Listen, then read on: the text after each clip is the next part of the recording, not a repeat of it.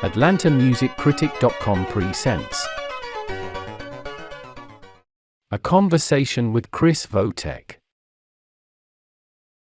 Chris Votek is an acclaimed multi-instrumentalist, composer, sound engineer, producer, arranger, and educator who lives and breathes music in Los Angeles. He records, writes, and performs with ensembles involved in a broad range of musical traditions, including North Indian classical, Arabic, electronic, jazz, avant-garde, Western classical, pop, and rock.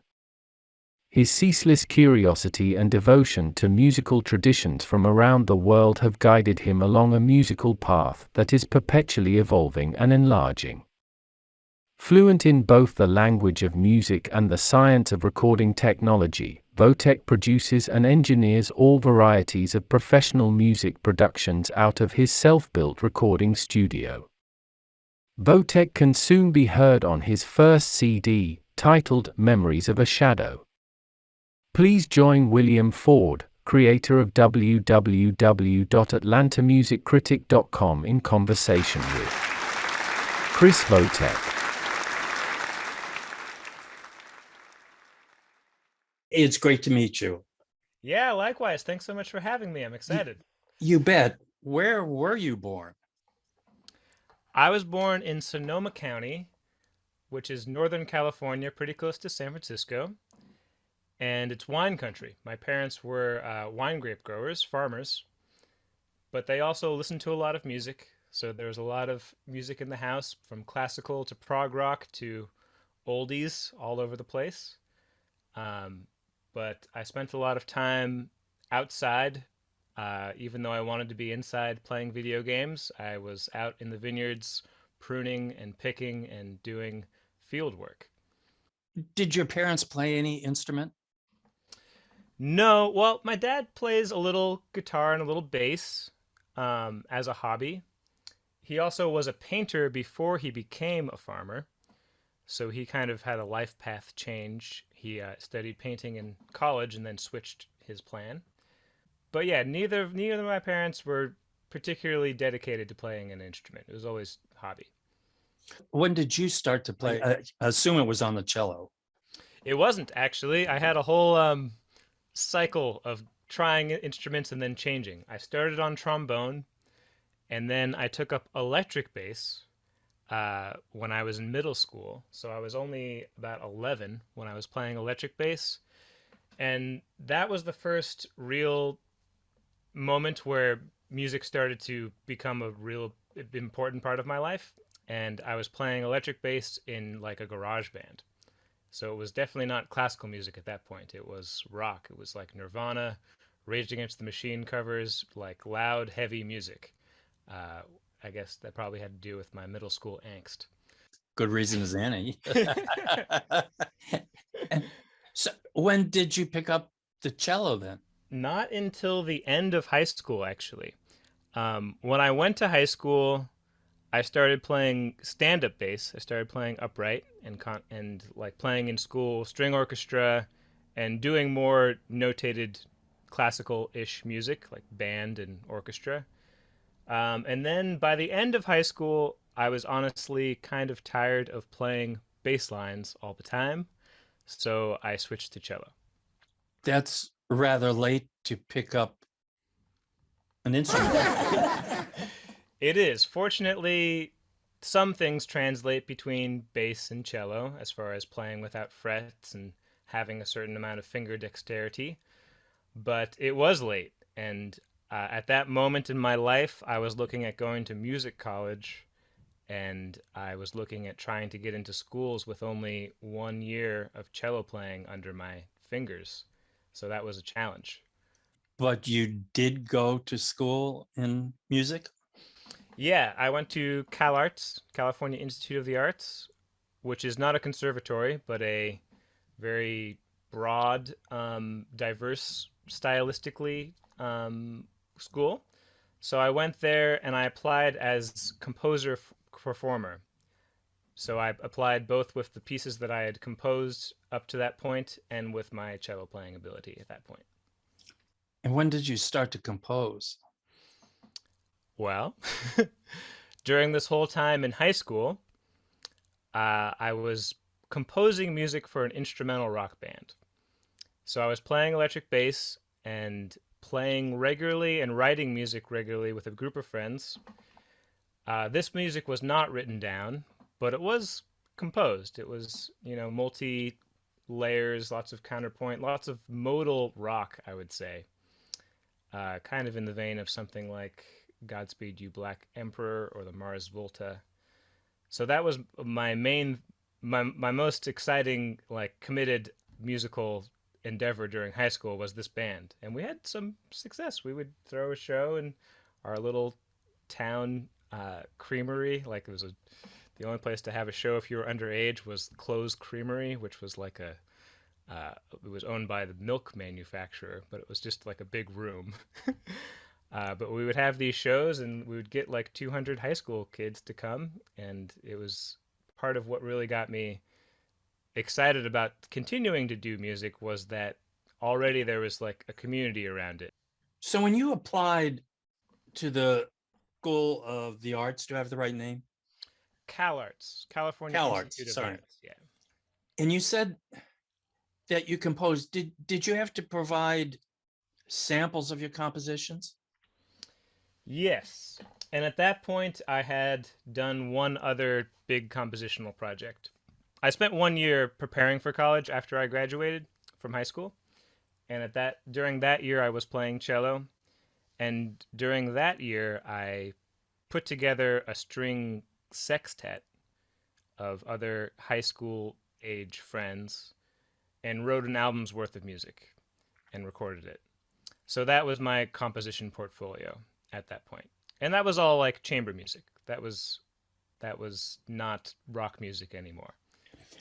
Chamber music in the Western art music kind of Yes. style. Yeah, actually at that moment my idols had shifted from Radiohead and bands that kids like to people like Shostakovich, just playing a little bit of Shostakovich in high school string orchestra kind of transformed what I thought was possible. And I felt like he was the original creator of metal because that music is so intense and I really connected to it. So the Shostakovich was the biggest influence on this round of chamber music that I composed right after high school. Was there a particular piece of Shostakovich's that really struck you? Yes, two. It was the string quartet number 8, the famous one, because that's what my band director threw all these high schoolers into. It was very challenging for people at that level into at when I was a senior. And the other piece was the first cello concerto, because that was also what made me want to switch to cello. Was listening to Rostropovich's recording of that again and again and again, because that is a phenomenal piece. That piece blows my mind every time. When you were in CalArts, what did you study? I was in the performer composer program, and the thing that attracted me to that school was how many different kinds of music were going on, because I still was not really settled on any one thing. They had a jazz department, they had a really great world music department, African music, gamelan, Indian music. They had an electronic music department for production, and they had classical music, of course. And the emphasis of the classical music department was on new music, so on living composers and music from the last 100 years or so. So I was very split during that time. I was very unfocused, I would say. I was dipping my feet into a lot of different pools and seeing how I felt about it. And I was building like basic multi-purposeful cello chops, I would say, as well, because these 4 years were I still was a not that advanced cellist when I started, and I was trying to get to the point where I could quickly adapt to many situations and perform well. So it was all over the map, really. Yeah. When you look or consider the music that you composed when you were in high school, what do you think of it? I haven't listened back in a long time, but I think it is pretty. The performances I have recordings of are not that great. Like they are out of tune and not spectacular. But when I think back that I was only like 15 writing that music, and it was the combination of my experience in music up to that point, it's like fairly unique and fairly interesting. And I think my the spirit of rock music is in those compositions, and just like the fact that I was able to get a band of you know high school age string musicians excited about meeting after school to rehearse and record and perform in like coffee shops is kind of a unique special thing. Like I'm proud of it, but when I listen to the recordings back, it's not going to impress anyone who's a classical music connoisseur. But let's suppose you gave it to the Cleveland Quartet Hmm. to play, forgetting the out of tune and all of that stuff. What would you think of it, do you think?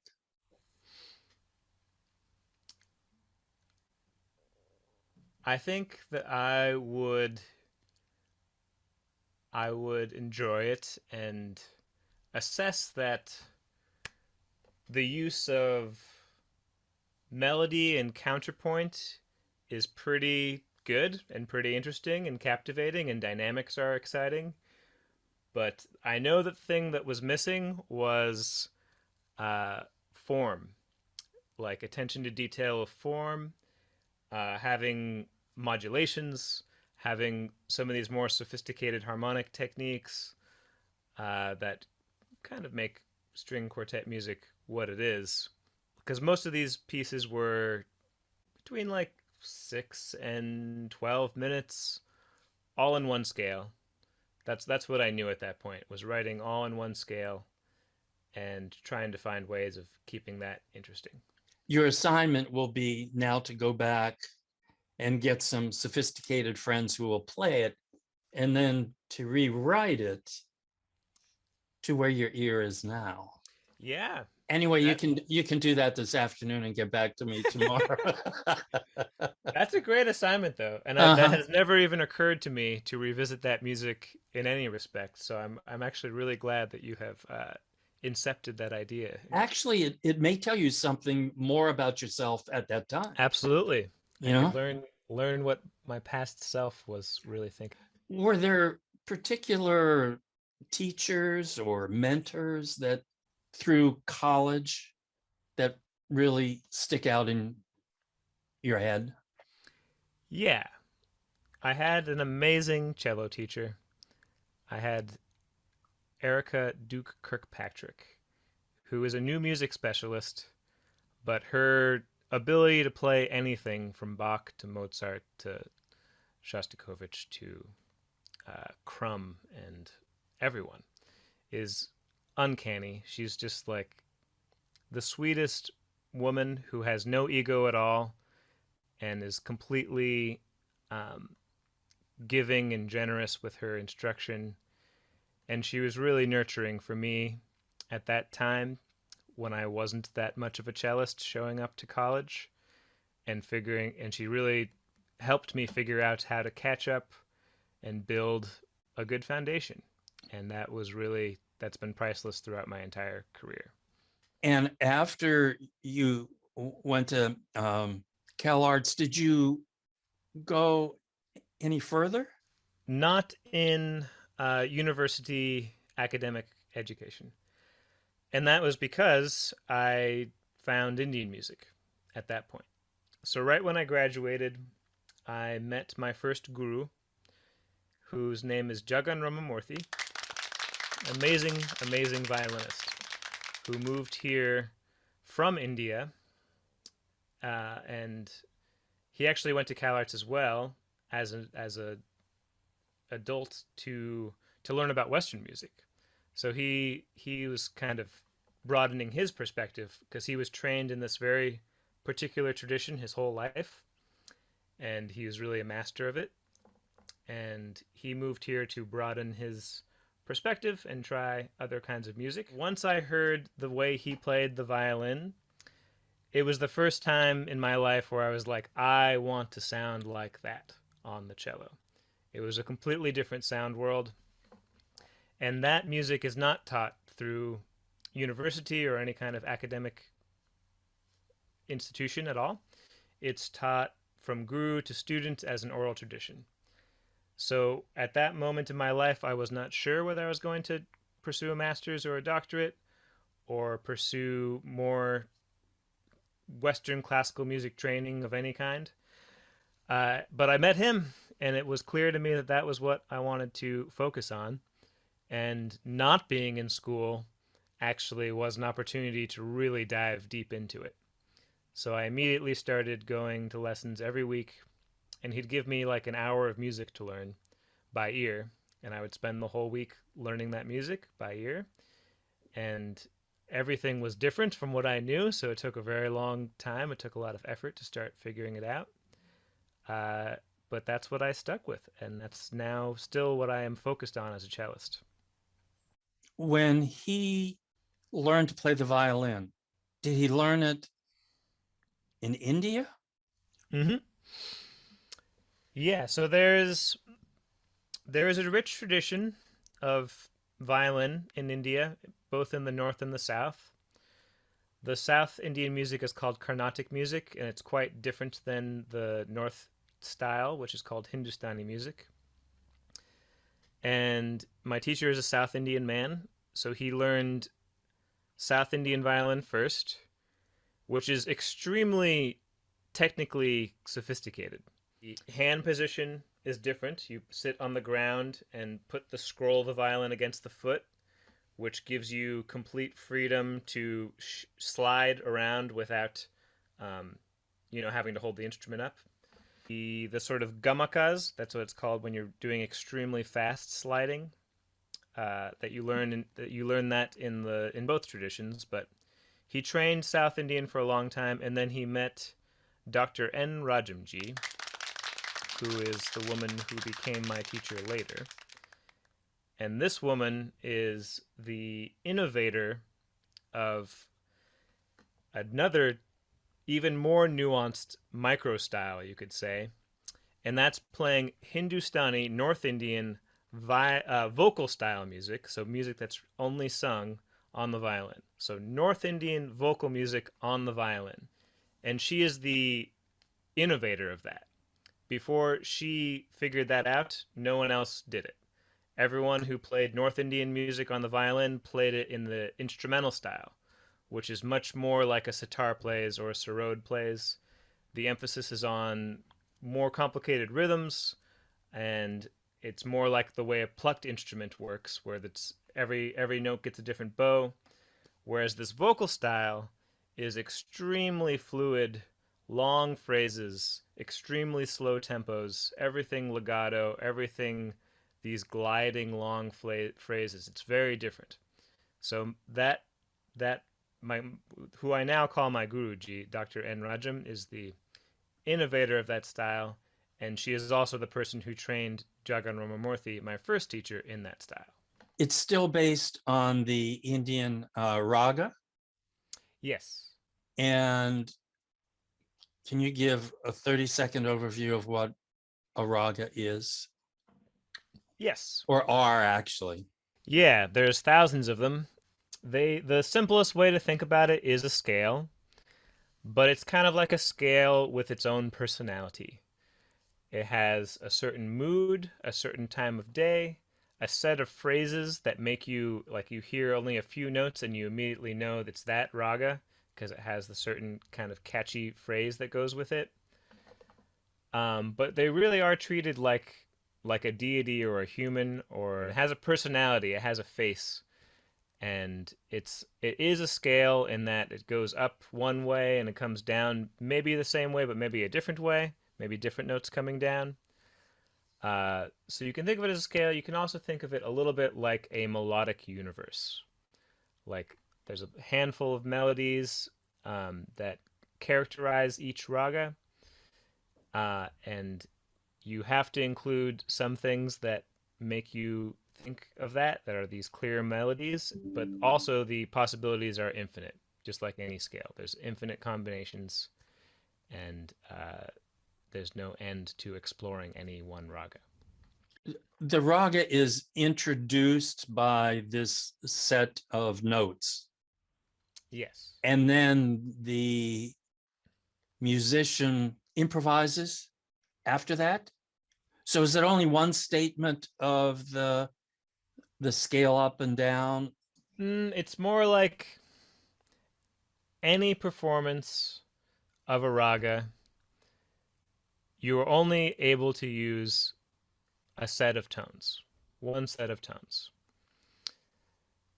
The entire performance of a piece of a raga is probably going to be about 90% improvisation and 10% composition. Almost none of it is going to be like a clear up and down scale.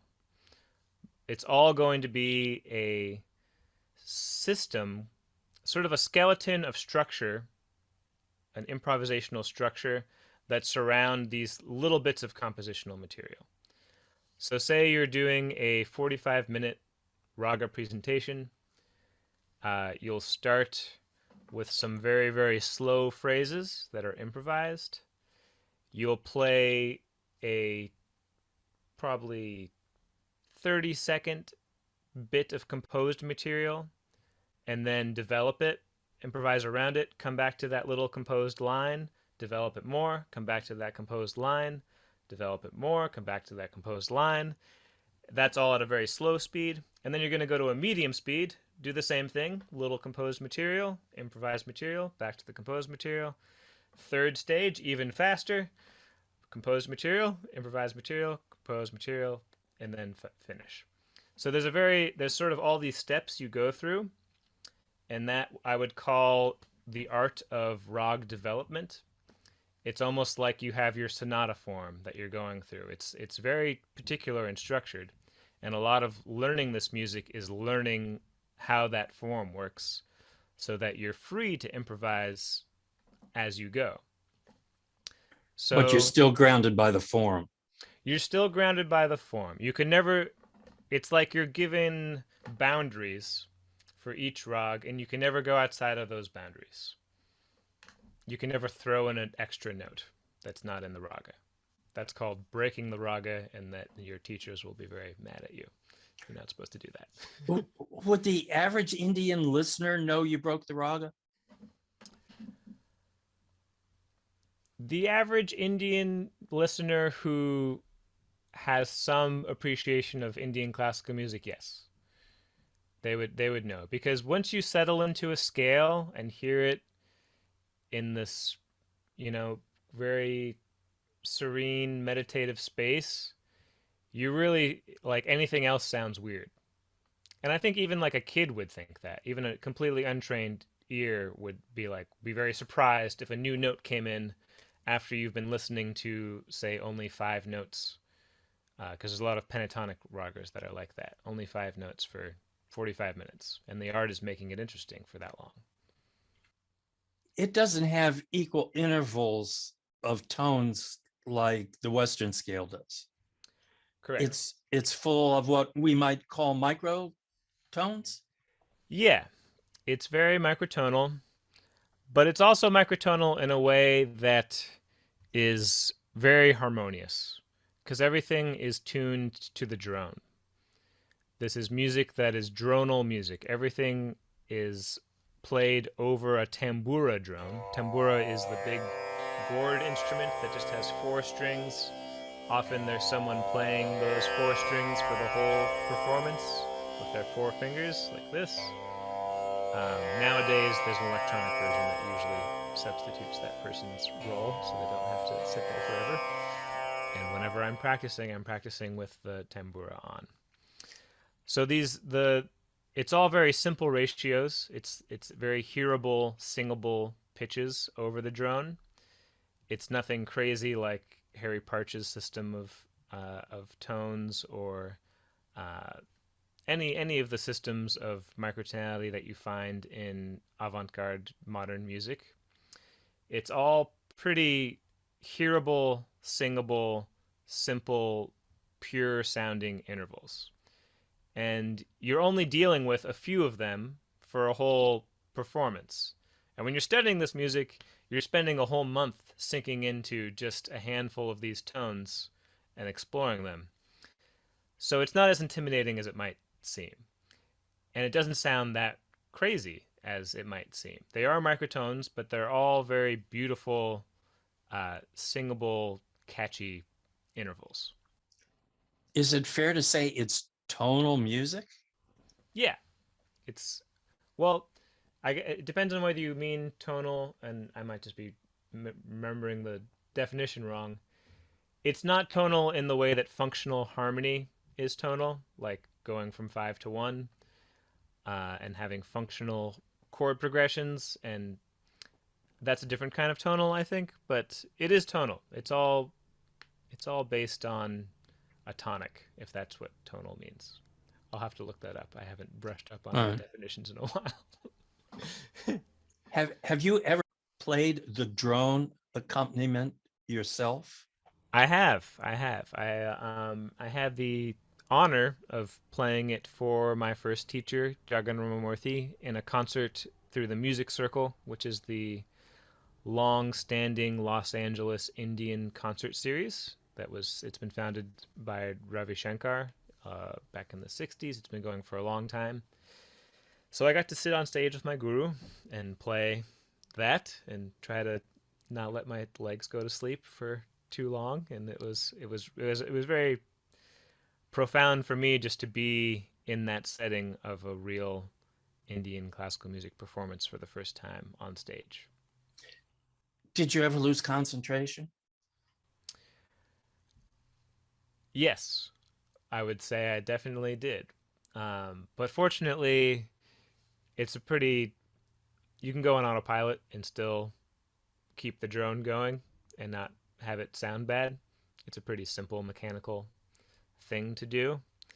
So I would say I did lose concentration, but in a good way. In a good way where I was like really enjoying the music and the moment and not worrying too much about the technical aspect of me being on stage performing.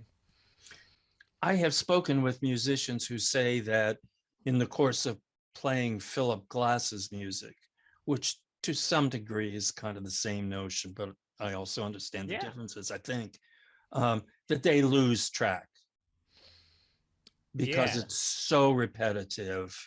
And of course, the main theme gets moved around and changed a little bit, but it's constantly repeating itself that they do get lost. Yeah. I mean, Philip Glass's music I love, and one of I'd say one of an influential moment in my college career was playing his fifth string quartet at college with a bunch of peers, and that music is very difficult for a lot of reasons. One is exactly what you're saying, is it takes a lot of focus to keep track of where you are because there's so much repetition. And the other reason is because it's so repetitive and so tonal, so such simple arpeggios, simple scale passages that we've all heard so much.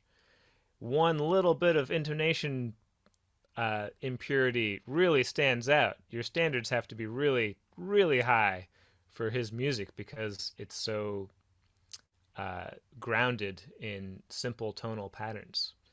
So I definitely got better at the cello playing that music because like people say, it's simplistic compared to other classical music, but it's from a performance standpoint, it's not. It's difficult.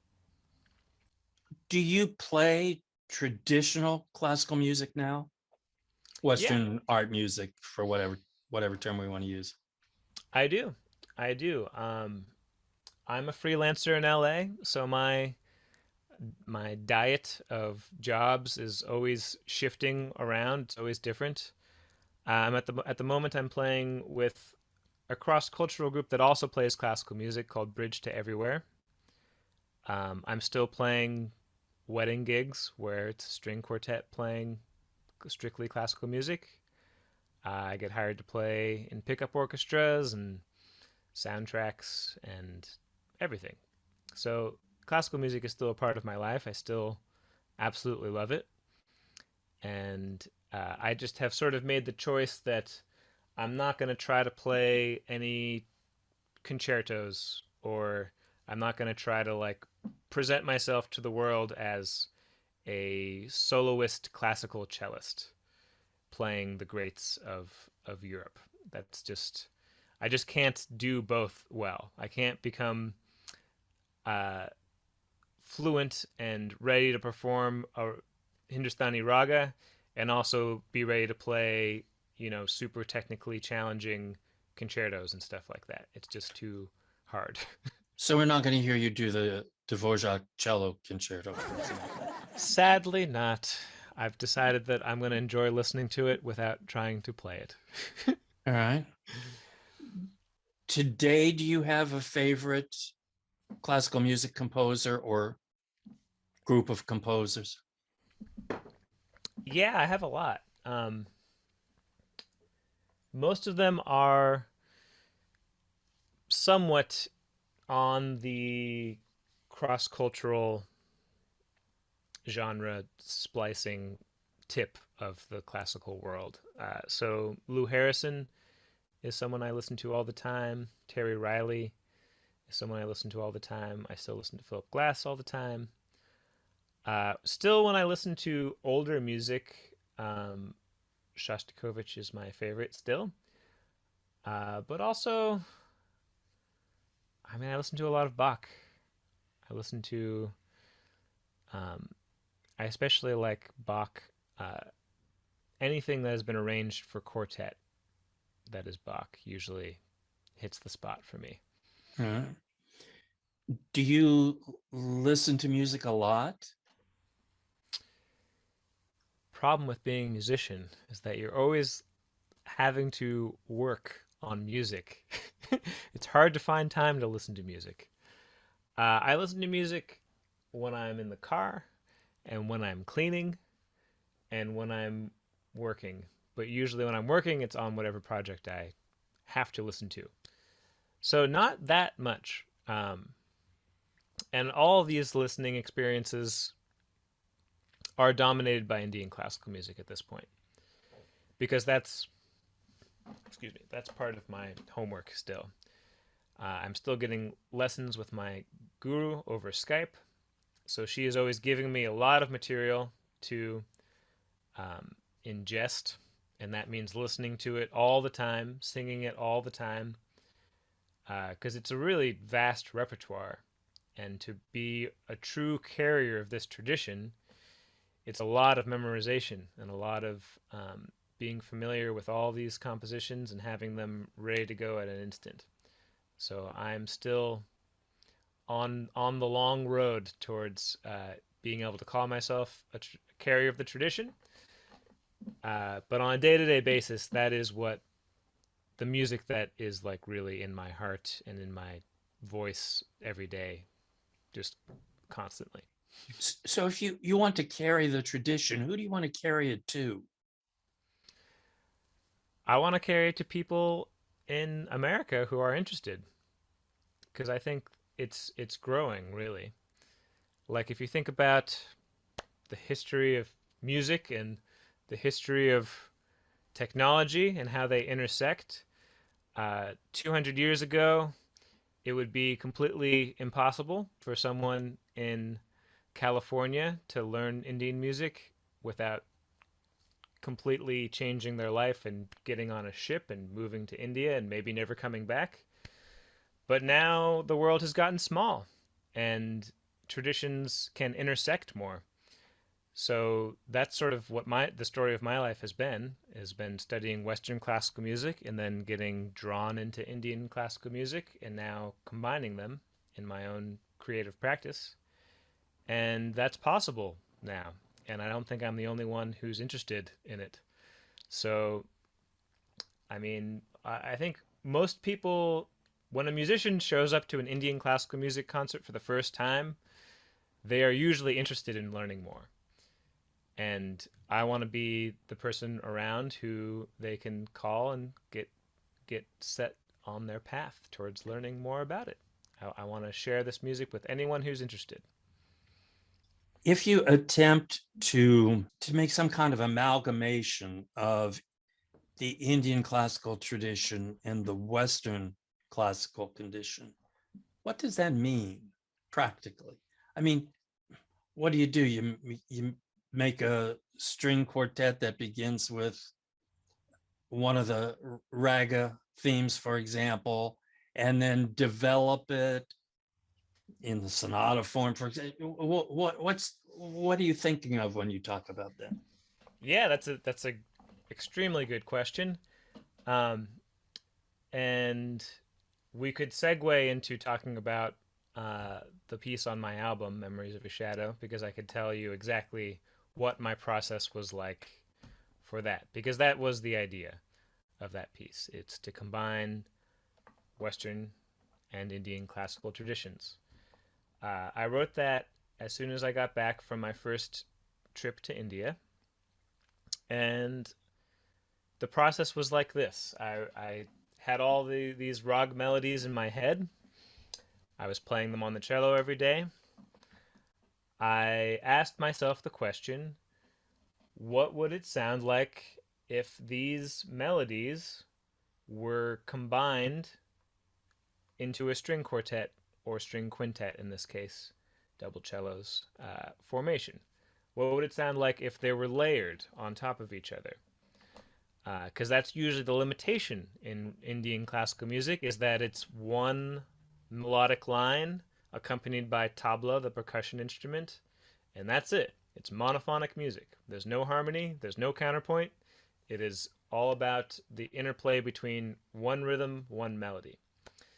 So, in answering that question, I feel like I was in a little bit of a unique position as a composer who was also a producer, because I didn't like sit down with my sheet, my blank manuscript paper and start writing. I sat down with my cello and recording software and started recording layers of melodies and trying to harmonize them, trying to do things drawing upon some early medieval music techniques, things like organum, where you stack fourths or fifths, very simple, basic, sort of non-functional harmony techniques, and other things like hocket, having a melody displaced by a beat, things like canon, these things that are very Western. They come out of the European church tradition, really. Um, what happens if you use these techniques with the actual melodic material being ragas? And that means specifically that there's going to be a little bit of microtonality. There's not going to be the equal tempered pitches. It also means there's going to be some sliding between the pitches. And it means there's going to be this sort of definitive mood that characterizes the raga. You're not going to play anything that's in the wrong mood. That's sort of, in Western music, you have a little bit more freedom to explore different moods, even in one scale. But in rag, it is more traditional. It's more limited. You got to stick with the sound of dawn, which is what maybe an Indian person would say. This sounds like dawn. So that's how I worked on it. And then I went into notation after creating audio mock-ups, and then revised further and ended up with a 32-minute string quintet. So you have other instrumentalists who play with you, or did you do it all yourself, for example, at a digital audio workstation, and combine them? Yeah, great question. For this, I created complete audio drafts that were all just me, but that was only a rough draft. From that rough draft, I created a complete score, and then this work was actually premiered in 2017 by a live ensemble. And then after the premiere, I did more revision and then recorded the final version of it in a studio live, not like a bunch of editing. It was recorded from the beginning to the end. Um, and then I continued to well then time elapsed and it just got played again by the same players. It's been the same players all the time. Really great players who have a lot of experience in new music and microtonality. They're able to learn these very specific microtones really well. And yeah, we just played it again on March 5th for my album release concert. One of my best friends, Neelamjeet Dhillon, played tabla for me, and we worked together a lot. He is also a cross-cultural musician in that he is fluent in jazz saxophone and a composer and an arranger as well, and also one of the best tabla players that I know. He's a student of Ustad Zakir Hussain, and he is doing the tabla role on the other half of my album, which is a recording of Rag Bimpalasi.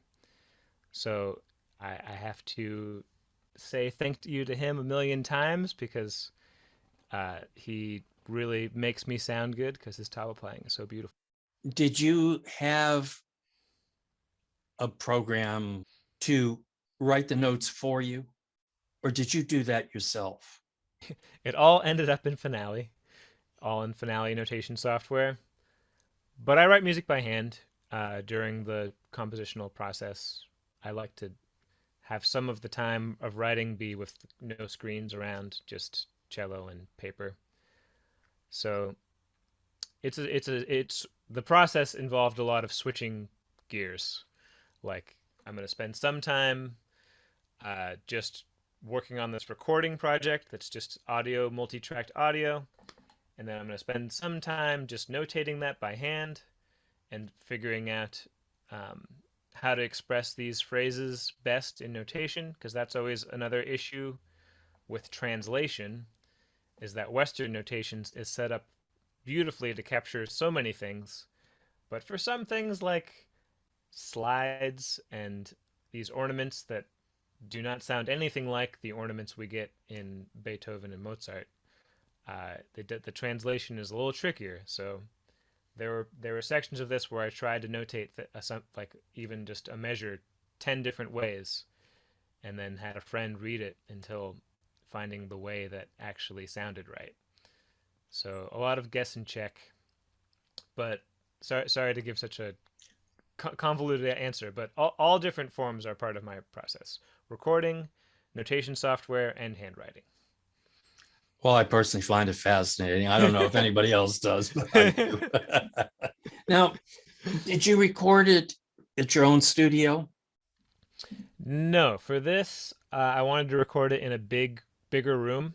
My studio is a home studio. It's a tracking room and a control room, but they're both relatively small rooms.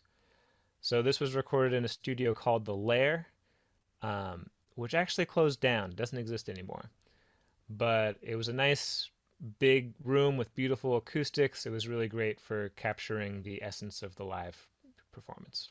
You have done some soundtracks? Yes, I've done one full length feature documentary, and a lot of short films and a lot of animation. A lot of this is completely outside of my interest in world music. It's more like commercial animation production.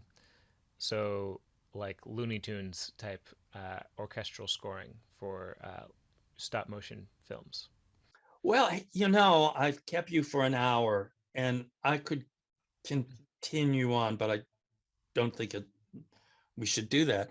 But it's really been fascinating, at least for me, because I have a much clearer sense of what you're trying to accomplish. I get the sense of the tradition and handing the tradition on, and then also that intersection between two styles of music it's great. Awesome. I hope your listeners get excited about raga. I do too. Excellent. All right. Take care of yourself, man. All right. Take care. Bye bye. Bye-bye. Bye-bye.